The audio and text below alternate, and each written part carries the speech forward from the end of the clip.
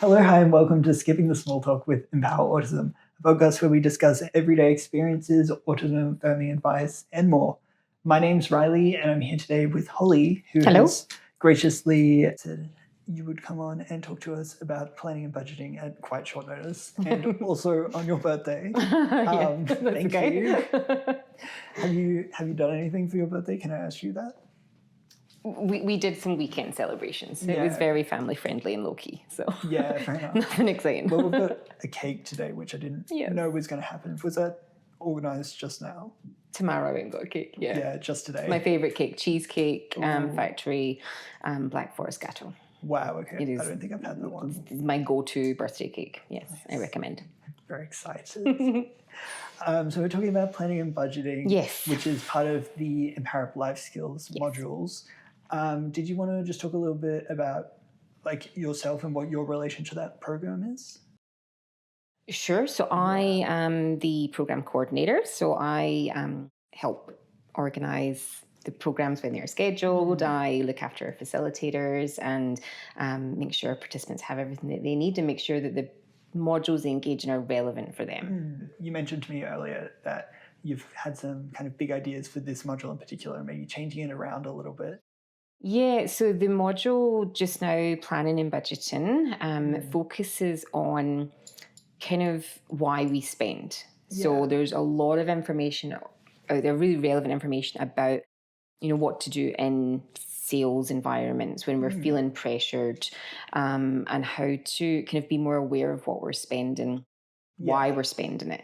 What I'd really like to do going forward is include some more content about the psychology behind spending and what need we're perhaps trying to fulfill when we spend. So those are some of the exciting changes that are going to be coming up with that, looking more in depth into why we spend what we spend. Yeah, because I think that's very exciting. Obviously, that applies to everyone kind of every day. Everyone has a lot of different relationships with money and everyone's kind of different with that, but there's a lot of like strategies you can use to try and manage what you have, because I think sometimes things are situational and you kind of work with what you're given. And sometimes when the modules, I sat in on this one the last time that it ran, and one of the participants actually gave some advice about when you're in a store and you've got that person who's coming up and saying, can I help you? Would you like me to put that in a dressing room for you? And she kind of gave the advice, what she says is, I don't have the money for it. I can't buy anything. And as soon as you've said that, they've kind of lost, they don't need to sell you anything anymore. They're like, okay, you're just looking, you're not going to buy, I'm not going to waste my time. So myself at 42 years old today, learned something. I was like, I'm going to use that technique when I'm in shops. That's really great. But it is knowing what strategies feel right for you. And feel comfortable for you to say. Are you a big spender? Like I'm much better now than I was, but when I was younger, I was very much like I've been working since I was 16. And ever since then, like literally my wage was going to the bank, and the next day I would be at the shops. And I would feel rich, and I loved that feeling of being able to go in and buy anything that I wanted. And I really didn't think about what would happen the next week. Like, worry about it next week. And then next week would come, and I would have 3 weeks to go before I got paid again, and I would have like nothing in the bank and be living off of like toast and beans for the next little while. But so my spending has gotten better. I am someone who shops to, I suppose, feel a little bit better about life. Like it gives me a little bit of excitement. But now I do work better with my budgets, and I know I have so much that I can spend freely, and I have other money that I don't touch. But it's taken me a long time to get to that point. I think it's definitely very tempting, if you get paid monthly is because you get this huge amount that goes into the bank, and you feel like you're a millionaire. Oh my god, I have so much money, and then thousands. It's gone. When I get paid, I immediately put everything into all my different accounts and things. And for like 2 minutes before it's moved, I'm like, oh, I have so much money. And then like, and it is a little bit sad sometimes because I'm the same. My money comes into our main account, and then we have a spending money account and a savings account, and then our bill account. And as you see all that money just going, it is a little bit sad, but then you go, that's okay. It's nice. When I get paid, I'm like, oh, I could do so many things with this money. There's all these things I've been wanting to do. And then I'm pretty strict with my budgeting because I don't make a lot of money. So I don't really have a choice. But I put it all into like all my rent goes away and all my short-term the things you have to make sure you pay. Yes. Things your non-negotiables. Yeah. As much as I want to buy all these other things, I kind of can't live without all these essentials first. Yeah. Then all that money goes away. Like, oh, I actually don't. There's not much left. No. And the thing is, it's hard for everyone just now because cost of living has changed so much in these last couple of years. Wages haven't necessarily changed with it. You know, rents went up, foods went up. Like, just having any kind of social life has went up. Yeah. And so it's hard. So we do all have to kind of change a little bit in what our expectations are when it comes to spend and what we should be able to spend. But while still allowing ourselves to have a little bit of fun. Like if you just work to only pay bills, or whether your money comes from other sources, like if that money is just always paying out on things that don't bring you joy, there's got to be balance. Yeah, I think if you're, you're getting through it, that's the main thing, right? Yeah. And I think you can't be too hard on yourself for like wanting to have a little bit of fun sometimes. Absolutely. And I think as long as it's all kind of, within reason, and because you can have that kind of buyer's remorse, can't you? Where you go out and you spend, then you come home and you look at what you've bought and you're like, oh, I don't need any of this. Yeah, especially with the online shopping and things, because you look at the thing, you're like, oh, I want to buy this. You spend the money, you don't get the thing for another 2 weeks. Like, well, I've just spent X amount of money. For what? Yeah. Or buy now, pay later. Yes. It seems so easy. Like I don't have Afterpay anymore, but I did. Yeah. And when Afterpay first came out, it was like this magical thing. And even things that I could afford to buy, like something could cost me like $60, or it could cost me 4 payments of $15. I'll choose that. It's so easy to do. Yeah. And I think especially today, because things are so expensive, it's such an easy option for people. And without having that foresight sometimes, it can be so easy to get into debt and to suddenly have so many little payments going out each fortnight that it's all added up. But that's another really easy way to spend. And I was in an Afterpay cycle for about 2 years where it was like, and then I would clear it all off and be like, I can shop again. Yeah. Because I have all this money. I don't have money. No. There's no money there. It's Afterpay. Yes. So very easy one to fall into. I think my personal strategy for anything Afterpay or any of those money lending, money borrowing schemes that sound just a little bit too good to be true, just avoid it. It's such a good point. If it sounds too good to be true when it comes to money, it is. It is. My husband done this just the other day. So mad at him. So he wants a water cooler. Right. At the house. Like that we have in the office, like a water cooler. He wants like to hire a water cooler that water gets delivered every month. That's what he wants for the house. Oh, okay. And so they're like hundreds and hundreds of dollars. And he saw this online deal where it was $99. So he's bought it, but it wasn't $99 that came off of our account. It was $150. He also can't find any communication from this company. He said no emails, no confirmation. He's literally just given his bank details to someone online and lost $150. I think that might be something to call the bank about. Definitely. Well, he's emailed them and they've said 14 days. If it's not there in 14 days, it's going to phone the bank. But it's clearly a scam. But if it's too good to be true, if it sounds too good to be true, it is. Like, you don't get water cooler for $100. I think, if something's quite expensive like that, it's kind of a big item, I usually like sit on it and think about it for a while. Even if I know that, like, yes, I definitely want this thing. If I impulse purchase it, I feel like I haven't made the right decision, even if maybe I did really want this thing. I've got a few kind of techniques that I use because I'm an impulse. Like I said, I take a little bit of joy from shopping, and I think it probably comes from being young and not having a lot of money. Yeah, like when I was young, we didn't do shopping sprees or anything like that.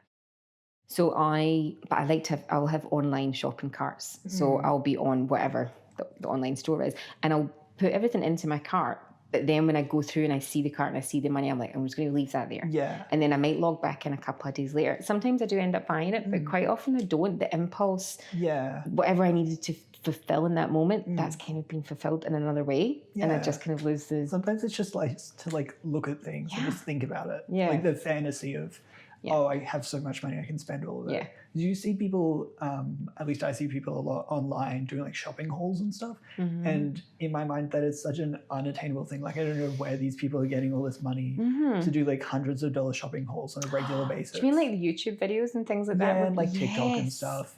Yeah, all the time it's clothes. Yeah. Yeah. My one of my daughters is 10, and she loves this online gymnast that she follows, and they do a lot of like these fun videos, and they do these shopping sprees where you've got unlimited, like you've got $1,000 or you've got a credit card, and this isn't realistic. No. But for our young people watching this, my daughter's like, "Can we go to Sephora?" Like, no, I don't even shop in Sephora. No. Like, but all these things that, you know, even at 10 years old, it's like, but this is exciting and this is what cool people do and this is what I should be doing to have fun. I should be going out and spending money and doing like mystical shopping sprees. Like, no. Well, it's hard when that's like the standard or like the goal for a lot of people.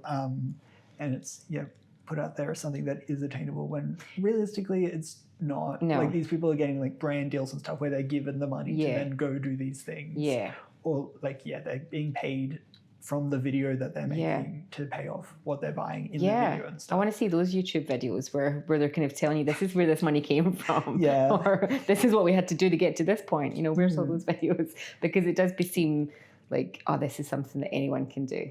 And and this is also what success looks like. It's not, you know, buying things that we don't need that just end up in a rubbish tip one day and adding to our ongoing environmental problems are not actually what we need. Yeah, I think if you're going to, it's an item that you're going to wear once or you're going to use a handful of times. Yeah. Like, it looks nice and it's fun to like do that initial purchase, but it's not going to work out very well long term. That's something we talk about in the module in its current state as well, is looking at the kind of price per use.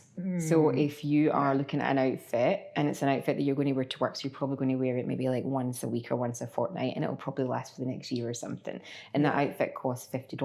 So okay, well, how many times are you going to wear that? And your cost per usage might only be a couple of bucks. Yeah. Whereas if you're going to wear that once to a wedding and never wear it again, or whatever the event may be, chances are you probably have something in your wardrobe you could wear. And then all of a sudden that cost per usage is really high. And that allows you to think, do I actually need that? Yeah. So thinking about even like with things like headphones. You know, if you buy a pair of $50 headphones, they might not last as long as a pair of $200 headphones might last. But if you're going to use them every single day, suddenly it becomes worth the extra cost. So it's really thinking about, there are times when you do want to spend a little bit more for quality, but it only makes sense if you're going to get that pay per usage out of it. Yeah, so that's something that's covered in the module as well, different strategies to work out if it's worth it.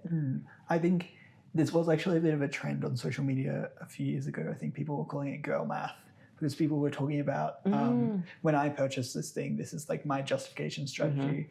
And you know, the ways they were portraying it was sort of an internet trend. It got a bit out of hand to the point where people were like, oh, well, I'm going to use this thing like hypothetically like thousands of times over like 10 years or something.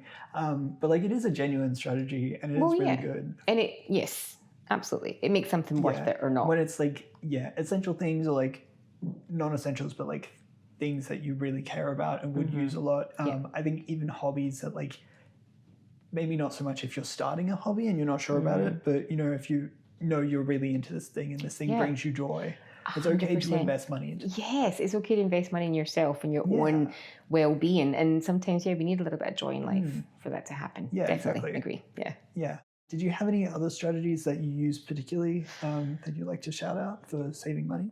I mean, I think like it's very boring and basic, but I do have an Excel spreadsheet that I update every fortnight. But I'm in my 40s, so I work with Excel still. There's heaps of apps and stuff out there people can use, but I find it easier just to work with Excel. My money comes in, goes into its different accounts. I think I tend to avoid places if I know I'm in a spending spree. Okay. Don't get groceries while you're hungry. 100%. Oh my gosh, you see the crap I come home with. But sorry, the nonsense I come home with. We, like if I'm in a shop and you're at the checkout, and sometimes at checkout they'll say like, do you also want this? I'm that person that just I feel really bad saying no. I don't know why. Like I don't know this person, but I'm like, oh, I don't want them to feel that they haven't done their job as a salesperson. And so I'm like, sure. But realistically, as a salesperson, like, having worked in customer service, they're just required to say that. Like, they don't care if you do it or not. Yeah. So it's sometimes I have to have like a bit of a standard script, and I just go, oh, not today, thank you. And I just have to kind of rehearse that. So having like scripts that you can say if you're someone who's very tempted Not so much because you want the thing, but just because you don't want to let the person down in some weird way. Then having scripts is really good as well. And taking that time, like you said, don't decide now. If you really want it and you still want it in a week, then fair enough, do it. But if not, it's okay. Well, yeah, thank you for sharing all these tips with me. That's okay. I think, definitely when it comes to spending, being kind to yourself, but also taking a step back and seeing the bigger picture and thinking, well, do I need this thing? And how much joy will it really bring me? Yeah. This is actually probably going to be our first official episode as well. Okay. So thank you. Well, thank you very much. I'm honored. Thank you for joining us while we talk about planning and budgeting. This is in relation to our Empower Life Skills module, which will be occurring on. So they officially start back. The holiday ones are just about to finish, and they'll be starting back on Tuesday, the 3rd of February.